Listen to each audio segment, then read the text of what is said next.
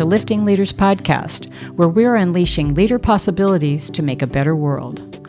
I'm Trisha Ryan, and together with Crystal Roberts, we're diving deeper into some of the complexities of the world's most critical challenges and exploring innovative ways of navigating through them. Through interviews with experts and leaders just like you, we are exploring what it takes to thrive as a leader today and examining new ways of thinking about how to creatively lead into a more equitable, socially responsible, and sustainable future. And the future starts now. Hi, Trisha. How are you doing? I am doing wonderfully. How about you? I'm doing good. Yeah. You know, Crystal, we are in summer. Yeah. And where we live, summer is kind of iffy, right? Yeah. We have, the other day I was taking note of our weather, you know, and for our listeners, you know, we always start with the weather, right? It was sunny and raining. Yeah. And then the clouds came out and it got a little warm. And I'm going, and now it's humid. And I'm thinking, what in the world? Is this what we live in? And it is. It's exactly what we live in. And every year I say this when we have that kind of weather. It's like, is this what we live in? And yeah, it's been that way for the 13 years I've lived in this state. However, I seem to forget that until it happens again the next year. So, short memory. Yeah. And usually their good weather comes after 4th of July, though, Yes. and that's coming up. So Thank goodness. yeah, happy 4th of July to everybody. This will actually be dropping right after that. So hopefully... No, it'll be dropping right before. Here we go again. Aren't we dropping it on Monday? Oh, you're right. Yes. Yeah. I'm all off on my weeks. Yeah. It was good. It's all good. So, yeah, we're going to drop this one right away. So, yeah, happy 4th of July and enjoy your weekend. Yes, it's going to be wonderful. I think it's a long weekend for some people, you know. It's actually happening, I think, on Thursday. So Thursday, Yeah. a lot of people take Friday off if they've got a holiday on Thursday, right? So nice 4-day weekend for a lot of people. Yeah. Yay. Yeah. I'm taking that day off. I am giving myself a little break. Yeah, it'll be fun. It'll be fun. So hopefully we'll get some good weather and everybody will be safe and all that fun stuff. So this is a GEMS Yes, episode. it is. And we sure enjoyed our conversation with Marita Decker last week on Outsmarting Doubt, her new book, The Data-Driven Analysis of Confidence Erosion for Women at Work and Breakthrough Techniques for Sustaining Career Confidence. We hope that you did listen to that episode and enjoyed it. We did find it to be, and we expressed that, a little triggering. There were some things, and you know, what's a good conversation without having a little bit of controversy? So that's a good thing. Yeah, I thought it really was a good thing. You know, a lot of times when we have a guest on, it's almost that we're not having any triggers go on because it's about some concept that we already have bought into or whatever, right? And this was new for us. I don't think that either one of us had ever, I know that we as podcasters had not talked about that some of the challenges that women leaders face when they're coming into a new organization or a new environment. And so it was, or even just as they're in their regular environment, right? Yeah. That ongoing. That was interesting to Yeah. me, having that conversation. Yeah. I think it's not that we didn't know about No. those issues for sure, because No. we were talking about We've that. lived them. We've lived them. Yeah. Right. We've experienced them ourselves in many cases. For me, the triggering piece was more, I think, around responsibility, and we'll talk a little bit about that. Yeah, for me as well. I mean, that Yeah. was something that I had not expected to hear, and I think as we were talking, it sort of just came to mind. Yeah. And so, you know, we've had a week to process it, and this will be a good conversation today. Yeah. Yeah. So we'll unpack a little bit of that conversation and the book. And so if you haven't heard that interview, it would probably be helpful for you to go back and listen to that Yes. first, and then come back and join us for this discussion. Though you'll get a lot out of it, but we're not going to go too deep into recapping what happened in that one. No, but, you know, I'm just going to say, I think that if you have an interest in this, once you've listened to that episode and this one, actually, think about getting the book, because I actually think that there's a lot of good information in that book, and I love the way it's mapped out. I really like the way she mapped out the whole thing. The formatting of it makes it very easy to read, and it didn't take very long for me to read the book, and I found the consistent formatting throughout a lot easier I knew what I was going to be looking at. I knew what I was going to be getting into. I may not know all the words, but certainly it was a comfortable pace. Yeah. So some of our thoughts, or some of my thoughts anyway, when I was going back and kind of reflecting on what I got out of that conversation, and you kind of started to talk about that, Trisha, was that it's just a good reminder of that it's not personal, that when we experience these things, that it's actually what's happening out in the environment with lots of other women as well. So there's a little bit of camaraderie when we talk about it. And I think that also helps lend us to understand what it would look like to support each other, as well as what are some things that we can do to make it better. So that was a good reminder that, and hopefully for our listeners as well, that you're not alone in this. If you're experiencing some of these things, like being interrupted in meetings and some of these things that kind of looked over. Being just completely ignored. Looked over. Yeah. Right. These are things that are happening to a lot of people. Yeah. So, and a part of me felt that was a little bit of a trigger. As much as it's comforting to know that I'm not alone, it's also discouraging to me that I'm not alone, because I think in the 21st century, when in the world of organizational development and neuroscience and all sorts of things, we've been talking about how this is an issue since I started working many, many years ago, right? Right. And it has not changed much. In organizations that are primarily in the boardroom, one gender over another, we're still seeing this same stuff going on. Yeah. And to me, that's kind of discouraging that we've gotten this far and we haven't gotten far at all. Yeah. And so as much as I am comforted that I'm not alone, it really is discomforting to know that I'm not alone. This is still an issue. And what do we have to do to get people to sit up and listen or pay attention, right? Yeah. I agree with you. It's pretty frustrating, especially to be at this point in our careers, and our whole career we've been trying to make a difference, and it makes you wonder, did it make a difference? But where I do see hope, when she was talking about, that we're seeing this in these larger corporate environments, it's much less in smaller startups. And so there is hope. We can see that when you do things differently, and we create environments for people to be successful in a completely different way, and they aren't influenced by kind of the old structures, right? That it can be more of a place where everyone can contribute and be successful. I think some of the small startups that you're talking about, some of them start that way for that reason. Yeah. Because not everybody's voice is being heard. And that really does not always mean gender. It could be both genders, right? Or all genders. It is just a need for people to be able to lend their voice towards something that's, bigger and better, or, more innovative or whatever.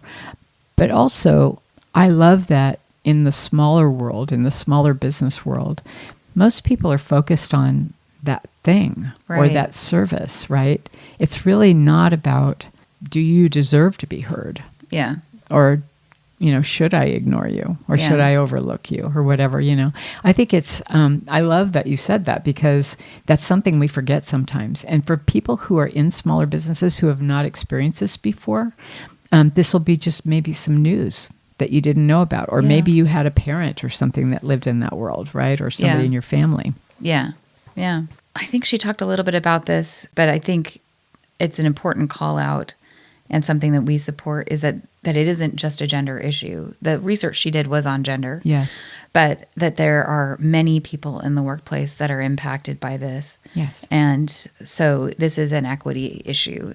It's BIPOC. It's all kinds of differences. LGBTQ, right? Yeah. Yeah. That's absolutely right. I mean, and we see that. I don't think it matters what size your organization is. I think we see that a lot. And that's also that question. We're in the 21st century and we're still dealing with this. You know, that's kind of interesting and and pretty, irritating. Yeah. The other thing that this brought up for me that we really didn't talk about in the podcast was that my experience for myself and what I've seen for some other people is when they do shift their behavior, which is kind of what this book is talking about, is, sort of saying, hey, this is organizational reality. And if you want to be successful within this organizational reality as it is today, we need to shift our behaviors. And so it gives you some insight into that, of how to do that. And what I have found, while that you can definitely have success with that, but there are times when it is not successful, and that where people don't appreciate that you come showing up to your meetings in a different way that you may not have, or in your presentations, or how just when you shift your behaviors, you may be seen as aggressive versus the harmonizer that you normally are. Or if you call out as an ally for someone else and say, hey, I'd really like to hear what Susan had to say and complete her sentence or whatever, complete her thought before we move on.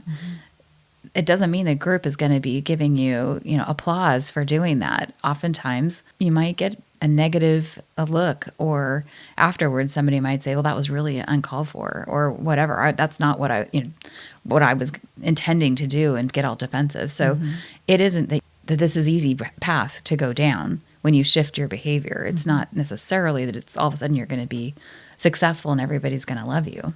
No, I agree with that. I also think that was one of, a few triggers that actually hit me, was the fact that women need to shift their behaviors.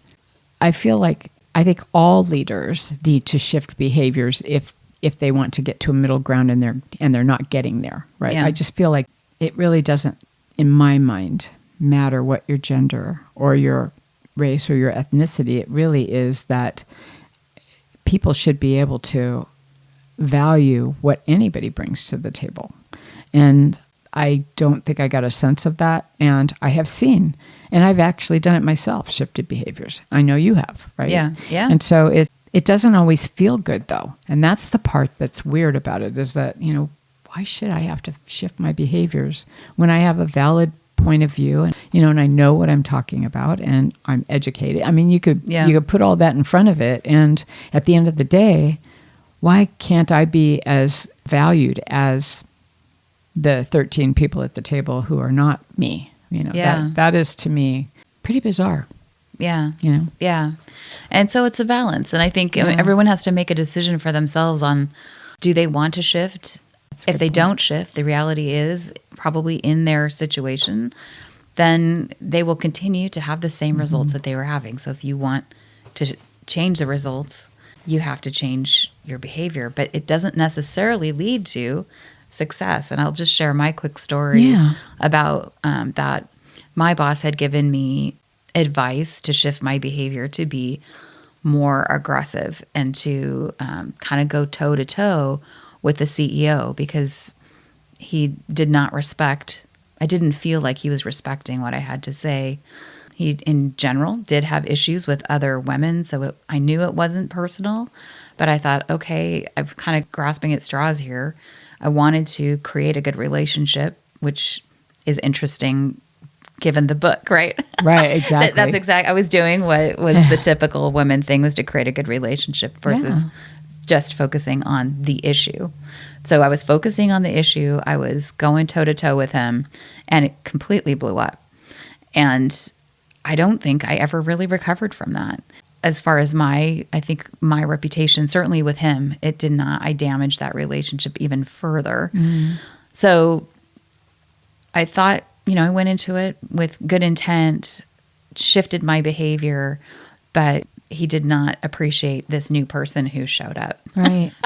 So what do? I mean, you got to experiment, you got to try, you got to do what you can, but just recognizing that sometimes it's going to work and sometimes it's not. Yeah. And you said something that kind of resonated with me for a second. And you said that you had some advice. and you took some advice. And I have always thought that advice was a good thing. You take advice from somebody. When they give advice, you want to, honor that and take that advice and go forward with it. But especially from your boss. Yeah, exactly. But I've found often that it does not land as well for me. And part of it is that that's their view of what I should do or what they would do. Yeah. It's not necessarily what I need to do. And so for me, and I'm just me, I actually believe in kind of reading my environment and doing a deep dive, but then also doing some self-work, taking a look in the mirror before I have that next encounter to make sure that I'm ready, or I feel that I'm really confident about what I'm going to say or what I'm going to do in my approach. And then I read the environment the minute I get in a meeting with somebody that I know I'm going to have issues with, and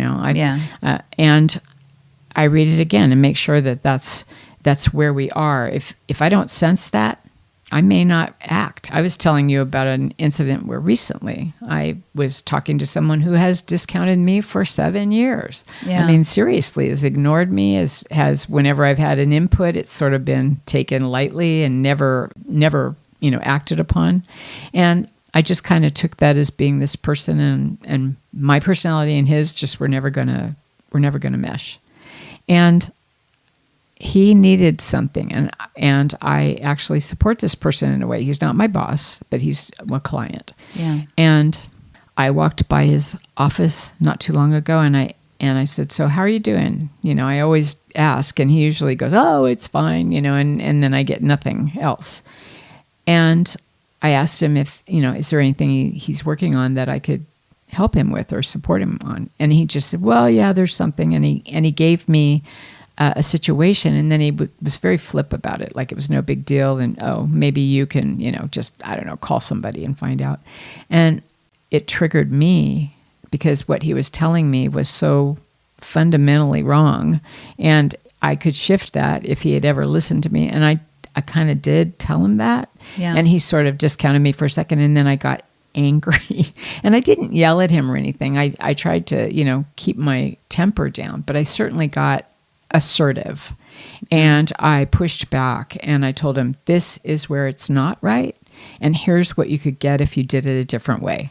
And he sort of looked at me like I was from outer space for a second, but then I saw a light bulb go on for the first time in 7 years. And since that moment, in the last couple of days, I have had him reach out to me for like 5 other things. He has never given me the time of day more than for a second. Yeah. And now I'm finally going to get a chance to support him and his team, which is something I've been wanting to do for a long time. But it took me being assertive, and for me it was aggressive, and it was so uncomfortable. I can't even tell you how it felt, because that's not my demeanor. I don't usually do that. My heart was in my throat the whole time. I was thinking, but it worked. It worked. So there are times when it wasn't advice from anybody. It was just the moment where I got triggered, and that's when I turned it around. But it's interesting that you have to get to that point before some people will listen. But now I'm going to try going back to the way I usually am and see if he still listens. Yeah. That'll be interesting. Yeah. It may have been just pushing through a wall there. Yeah. Yeah. Yeah, I love that.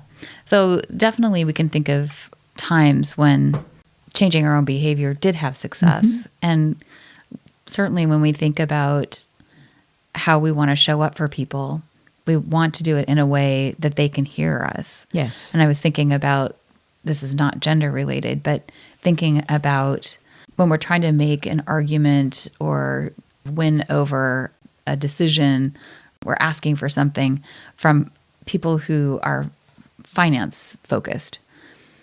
If we come and don't talk about the numbers and what it's going to cost and what the benefits are, and it's all quantifiable, right, they're probably not going to say, yeah, go do that.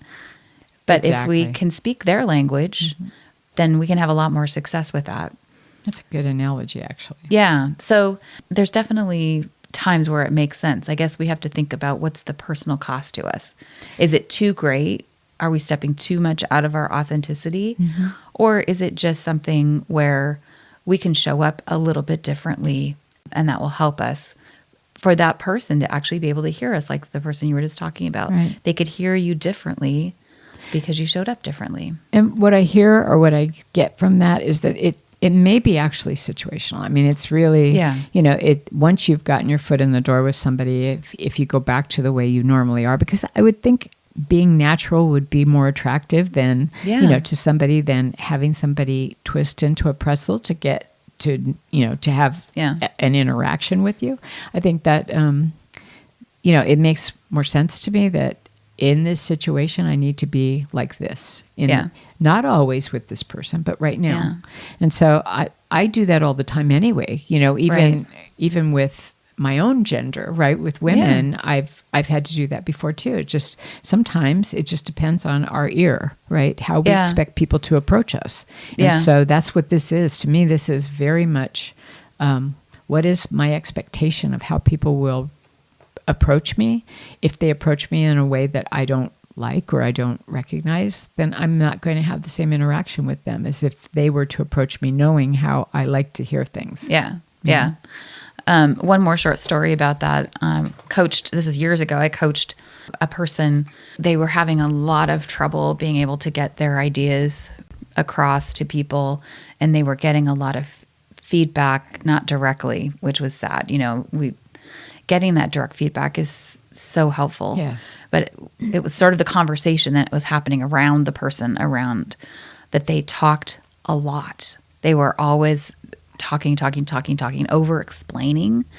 And by the time they got to their point, people had completely lost the thread. People did not look forward to this person stopping by their desk and talking to them because it was just took forever. And this was becoming a career blocker for this person. So when we did some coaching around that, she was able to shift that. She could see it, shift it, and it made a huge difference how people actually saw her. So it can work and it can be helpful. So as we were, taking a look at mining for gems, right? Yeah. As we always do after we've had a wonderful guest, we went into Marita's book, and part 2 of her book, which actually is most of the book from that point on, has to do with boosters to career confidence and blockers to career confidence.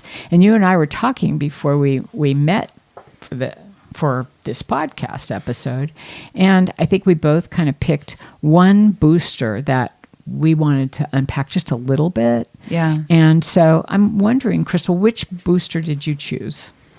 So I chose stay secure with banter and rebound, debating. Why I chose that one, I think, is because it is an area that I have actually personally developed quite a bit. And this was actually quite a bit of a challenge for me early on in my career.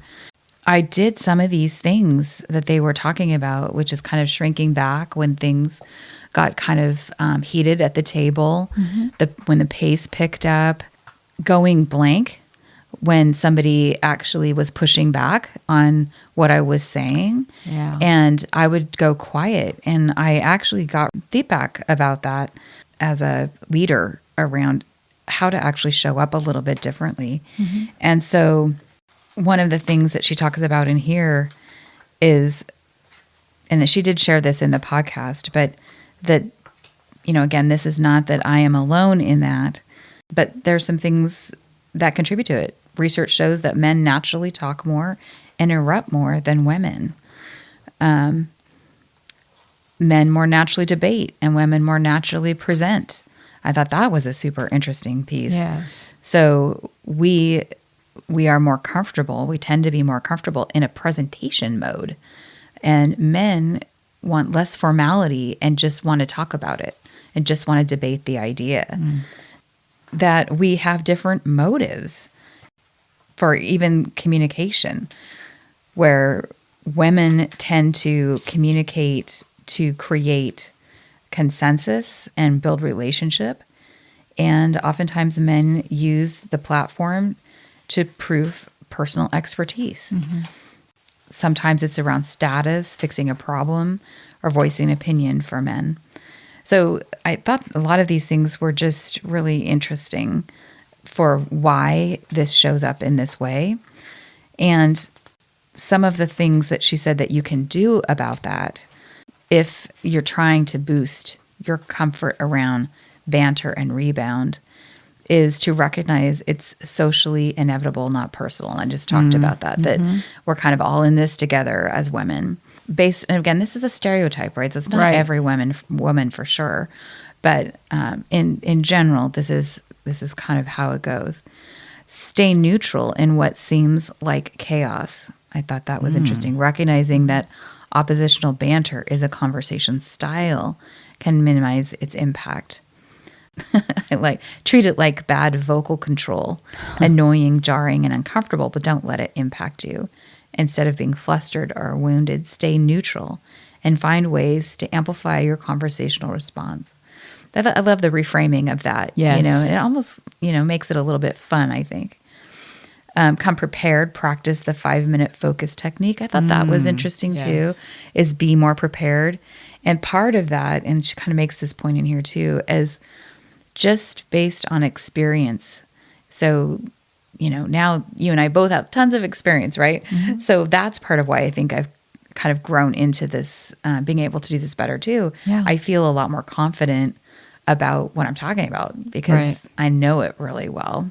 Well, that is definitely a strength of yours. It is. I will say, you are, and I've seen you grow in that. Yeah. When I think when we first met, it was probably not so pronounced, but I'd say the last 2 or 3 years, I've really noticed that you step up to that, and it has a really positive impact on most people. Yeah. It's different. It's not. I think they don't expect that, and so when you do step up to that, and you do it often, to me, it's now a behavior that natural behavior, and it comes across, I think, very naturally. I think maybe in the beginning you might not have felt so comfortable when you did that. Well, I think one of the biggest shifts for me, so it's something I've been growing at, but I would say one of the biggest shifts that allowed me to really step into that was actually starting my own business. Yeah. And it's so interesting to see people's response when you're the consultant or the coach.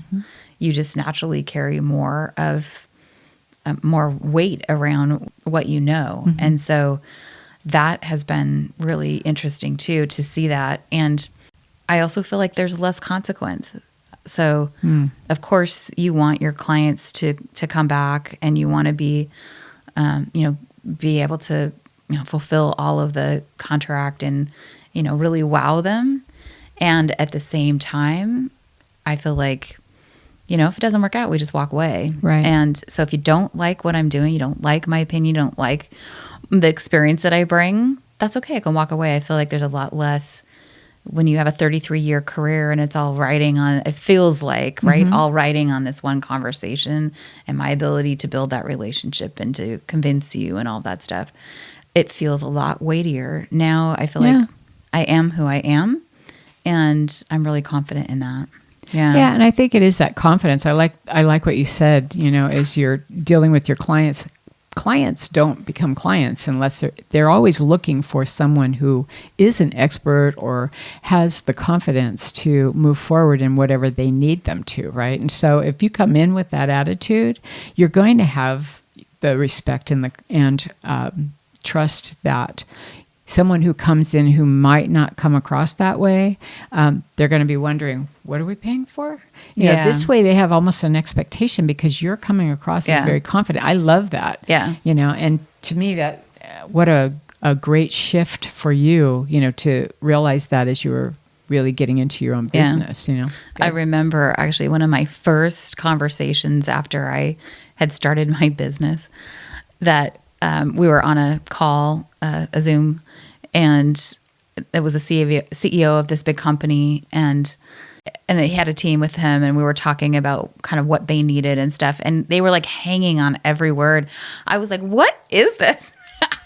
Because, inside an organization, it's just not that way, and so it was really fun. It's one of the things I really love about it is people actually respect what you bring, and it's not false. It's actually there. It's just they kind of see you differently because you are the consultant. That's a little bit of inspiration for people who are thinking about going into business on their own, huh? Yeah. I awesome. mean, you got to know your stuff. Yeah. But it's great. Let's see. Speak up early is another one. So get in that conversation. Don't weigh your words. This one you caught me so many times and I still kind of do this. Like there's 3 different options, and in your head you're like spinning on those options.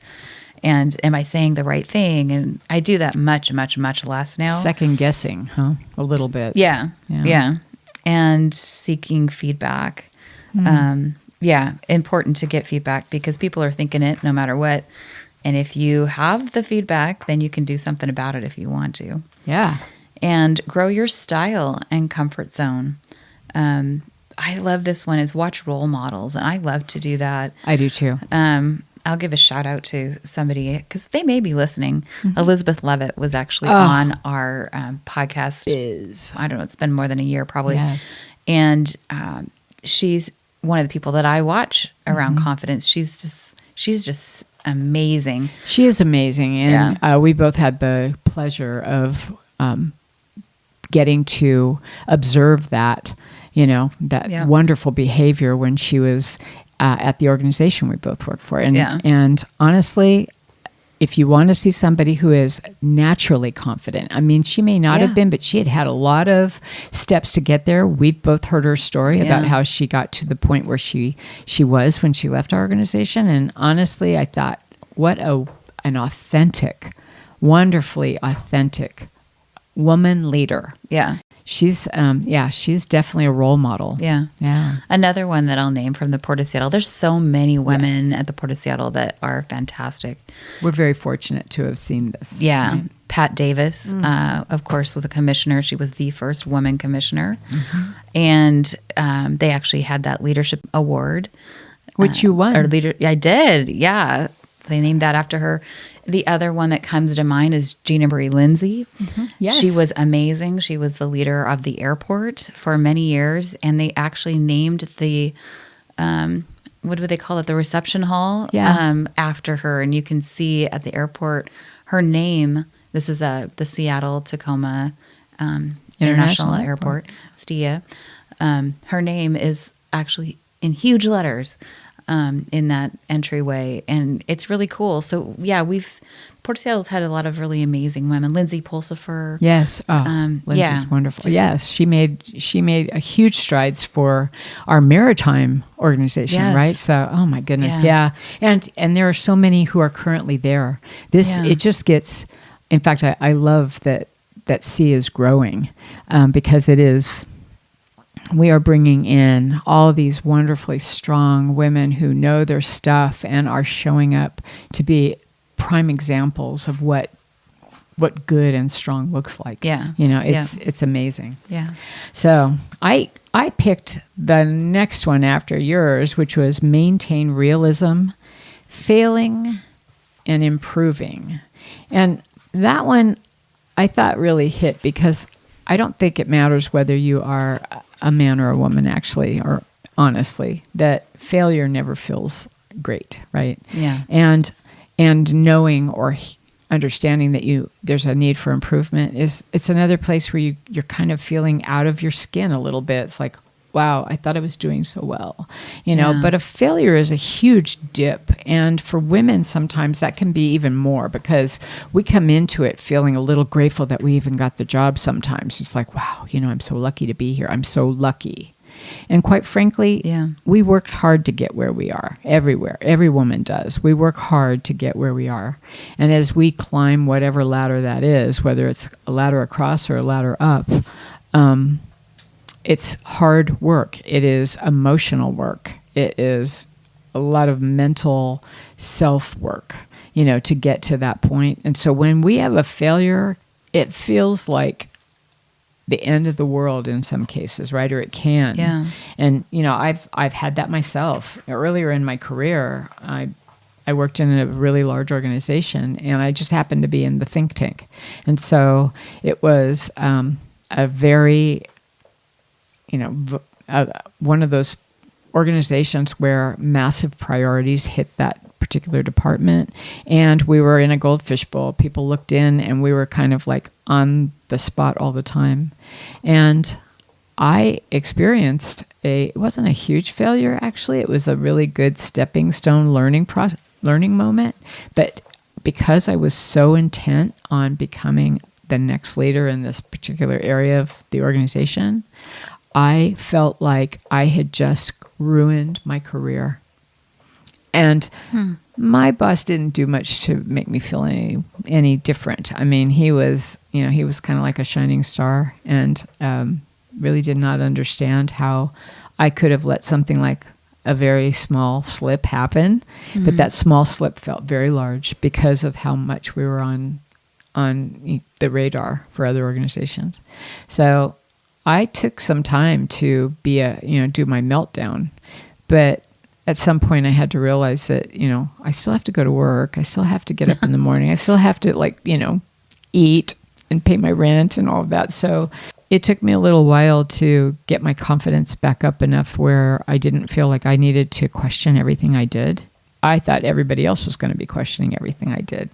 And I don't think that would have happened with him. If he had had a failure, I think he would have just thought, okay, no big deal. We'll just do it differently next time. Yeah. My confidence wasn't high enough, though, at that point that I felt like I had that privilege, because that's kind of the way it felt, right? Yeah. So some of the things that she talked about in here about what we could do about boosting our realistic perceptions, and that's really what it is. How realistic is it? It was pretty unrealistic for me to think the world was ending. Yeah. So one of the first things is to make a list of your accomplishments and your failures. And I bet if you put that line down the middle of the page and you've got accomplishments on one side and failures on the other, you're going to find that accomplishments is a much longer list, right? And failures probably, if you have some, you might have some. But then I'd start saying, how big was that failure? What was the impact? What did I learn from it? Yeah. Right? Where was my learning? Yeah. Oftentimes our largest growth will come from something like that. You're absolutely right. I mean, I think it's a gift. And I know it doesn't seem like a gift when we fail. And I had to come to that realization that everything happens for a reason. I do believe that. If it's a reason that I need to learn something or I need to grow in a certain area, then that's what it is. And it may not feel like a gift at the time, but when I look back on any failures I've had in life, I'm so grateful now that I had them, because I wouldn't have had that perspective, or I wouldn't have changed my perspective had I not had that exposure. It's exposure, right? Yeah. To something different. Yeah. So a next one was check the stories you tell yourself. And I don't know about you, but all my stories are true and they're right. How about yours? Are yours true and your stories right? My assessment of them in my head, you mean? Yes, exactly. Exactly. Yeah, the inner critic is strong, sure, yeah. And in some cases, I'm guessing there might be some people whose stories just tell them that a failure is not a big deal, right? It's just a step. And for a lot of us, a setback is like a big deal.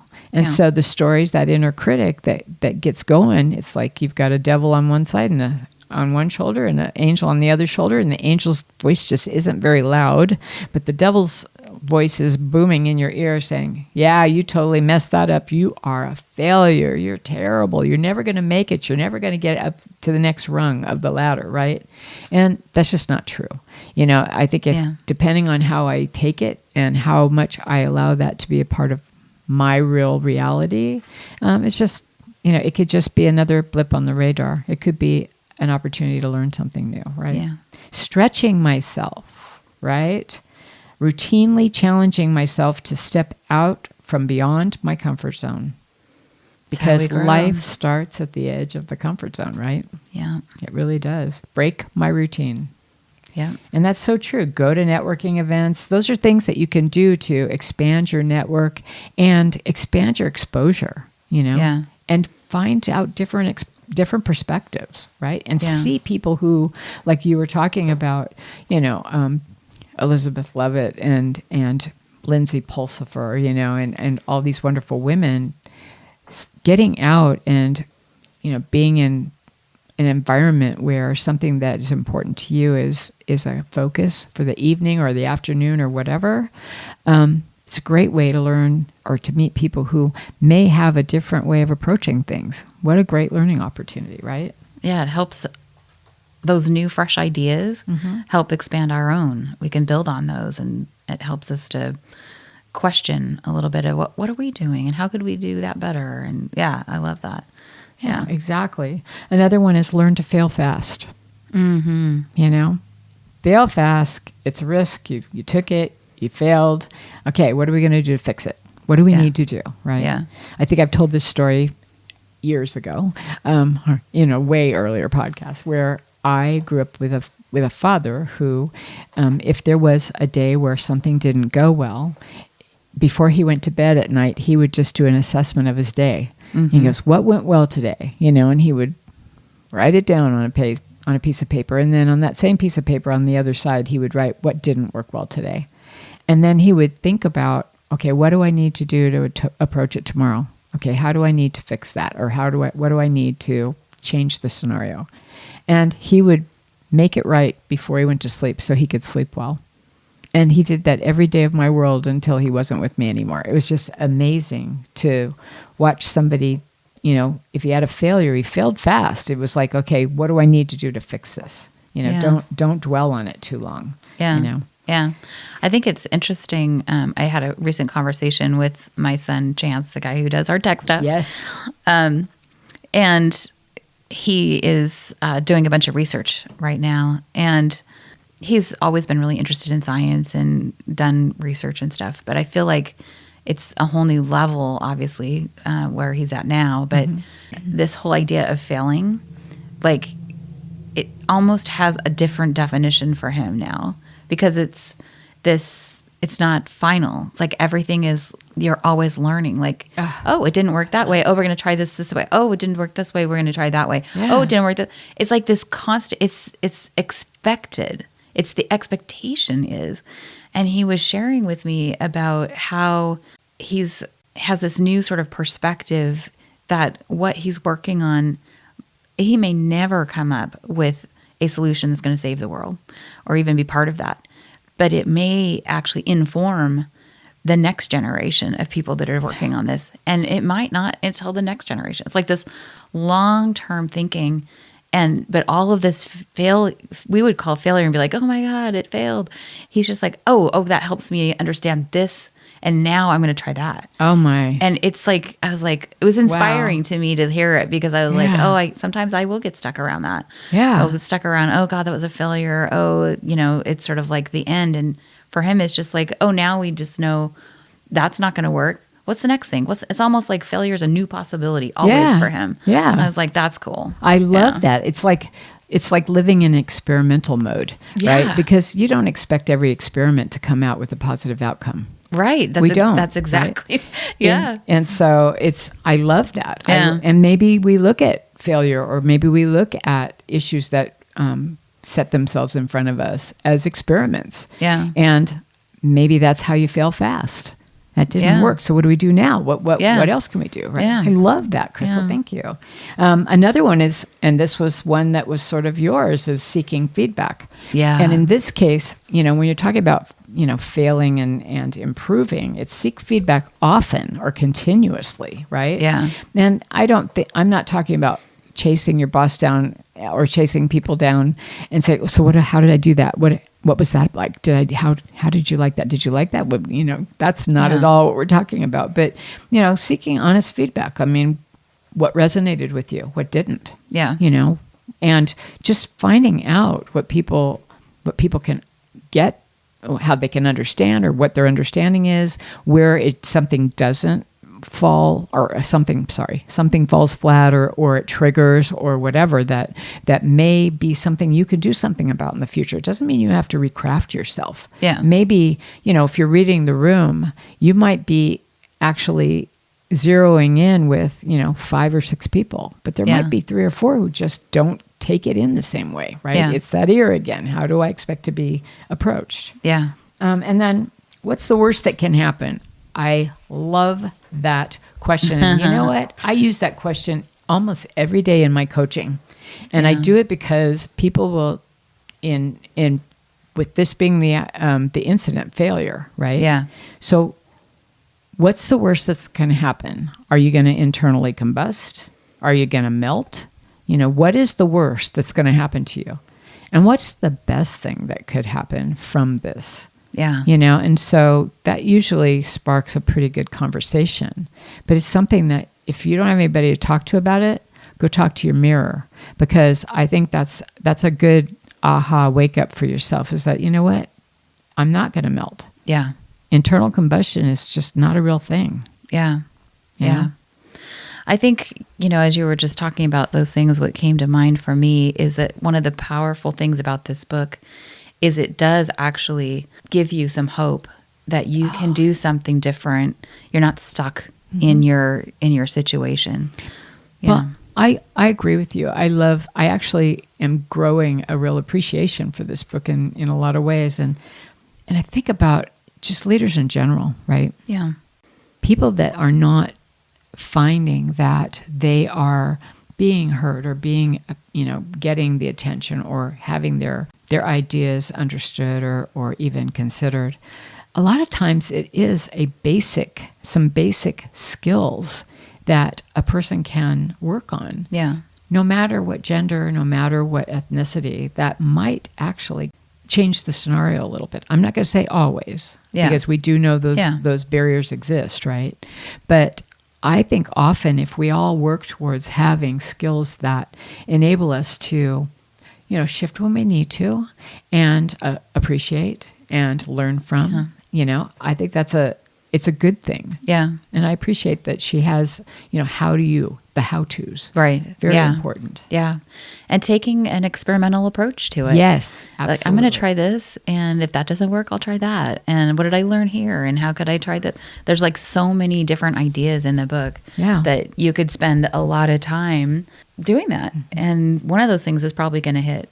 So stepping onto maybe a bit of a different take on this as well, though, is what is our role as leaders? So we know we have personal accountability, but as leaders, what do we do? Right. And we know that it is really important, and it's really consistent with what we believe in this podcast, is that we want to hear every voice, that we feel like making a better world is about creating an environment, creating a culture where everyone can be successful. Yes. And so as leaders, there's a few things when Trisha and I were talking about this that we felt kind of popped to the top. And so we thought we'd just unpack those a little bit to have you kind of think and simmer on some of these things. Sure. Yeah. Yeah. The one of the primary one for me, I think, and we both agree, and you actually brought it up, is that need for a team to have set ground rules or guiding principles, whatever you want to call them, but a way that they're going to work together. And what came to mind for me when we started talking about that is, over time, every time there's a new person who comes into a team, whether you're a leader, a formal leader, an executive, or you're a frontline working team, it's neat. You need to have a meeting with everybody at the table to talk about how are we going to work together? Yeah. How are we going to conduct ourselves with each other? And I think when we were looking at Marita's book, she sets out that scenario in the beginning of the book about that woman or that person who, and it could be her, it could be anybody, right? Who spent months trying to get to a point where people at the table would even listen to her, right? Yeah. And so I believe if there had been a ground rules or a guiding principles meeting and everybody had had a chance to give their input, and they'd have to own it because they're the ones that said it, right? Yeah. And then how are they going to hold each other up to it? Those kinds of things. But what are some of the, when you think about ground rules, what are some of the things that under ground rules might come to mind for leaders? Yeah, I think what you were saying about that everybody should be at the table, everybody has a chance to actually weigh in and ask questions. So one of the things that I see here oftentimes happens is people will talk about high-level statements like, I want to be respected. And that's really important, but what does that actually mean to you? And really unpack that so that there's clarity about what that actually means. And then How are we going to hold each other accountable? Yes. That's important. And then to check in. So this is not just a one-time thing that we put up on the wall. This is, let's check in on a quarterly basis, or maybe it's a monthly basis, whatever makes sense for your group. But let's talk about, how are we doing with this? And it's a living document. Is there Yes. something that we need to actually shift or change? What happens when we have somebody leave the group or join the group? We want to, revisit that Yes. again. I agree with you. I mean, the dynamic changes when people change. Yeah. It does. It does. And it, depending on that person, whatever person left, whatever their personality was or how that impacted the team, needs to be revisited, because the team may move forward very differently as a result of losing a peer or someone at the table. And likewise, when you bring somebody new on, is it more important for them to step in time into your ground rules, or should you be revisiting them and saying, are these still valid? Yeah. Do we need to make some changes? I think that should be with any team at all. Yeah. Because otherwise, it's sort of like when there's a little bit of, let's say, disruption going on in an organization, and there, I'm putting in air quotes, ground rules are that this is the way we do things here. And a new person comes in and they have all sorts of aspirations of going somewhere, maybe career direction, aspirational things. And they come into an organization where people already have their ground rules and they're not willing to change them. You step into the moment. You step into the culture. The microculture, whatever. Yeah. And it can be discouraging for some. And I think that was sort of what was happening in that story, was that, she was trying so hard not to, to get her voice heard. And she was trying hard to be seen as the leader and as someone who deserved to be at that table, right? And by not being listened to, she was almost stepping into the role that they had already decided she was going to be in. Right? Yeah. And then the second one that's really important is take time for that one-on-one. And it seems like a real basic, but I know when I'm out there talking to leaders, there are lots of leaders who are not doing the one-on-one. And even if it's just a half hour every couple of weeks, make sure that you're taking time to ask the person, how are you doing? How's it going with the team? Are you feeling like you're able to show up in the way that you want to? Right. Are you meeting your goals? What's getting in your way? Those sort of questions. How can I support you? And how can I support you? Yeah. Yeah. Yeah. So those are really important. Just giving a little bit of pause to reflect on that. And just basically, as a leader, providing open space for somebody to actually share with you what's really going on. I love that. And I think, when you think about new people coming into an organization, new leaders coming in from outside, Yeah. or new leaders because they've been promoted from within, there's a certain time that they need to be going through some kind of onboarding. Yeah. And so to Marita's book, the point that was made in the book, to me, the point that stood out that was not necessarily said or written is that because this leader was new in her role, they need to really set aside some time to do a little bit of coaching or mentoring to make sure that she gets introduced to everybody so that she doesn't have to wonder who's sitting at the table with her. Yeah. Have one-on-ones with each of them so that she's, getting in the mix with them and not just the outsider coming in. Things like that are so important. And that is a part of onboarding, making sure that she has all the resources and tools she needs to be successful. And that didn't seem to happen in the book at that, in that scenario. And it doesn't always happen. I know that I've worked in organizations where that was not the norm. And I think people struggle. And you wonder why the turnover rate sometimes in the first 6 months of a person's job, that doesn't necessarily have to happen. Yeah. It's not just that people don't fit in because they don't fit into our culture the way we do things. Well, they might if they were onboarded in a way that they had a better understanding of the culture. Yeah. But, when you have to struggle through and try to learn your job too, that learning curve can be very, very steep. Yeah. Right? Yeah, absolutely. Yeah. So those three things we really feel like are really important to help build people's confidence and to create environments where people can be successful. So ground rules, one-on-ones, and really robust onboarding. Yeah. Yeah. Great. So thanks, Trisha. This was fun to unpack that episode a little bit more. Yeah, and we hope people will, listen to the last one we had, the episode before, and this one, and think about getting the book and reading it. Yeah, and maybe even have a conversation with somebody about it. Yes. Spread the word, right? So let's keep that conversation going.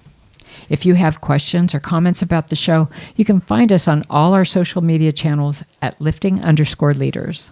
We have so many exceptional podcast episodes coming up with more fantastic guests. So be sure to subscribe to our podcast at Apple Podcast or wherever you listen.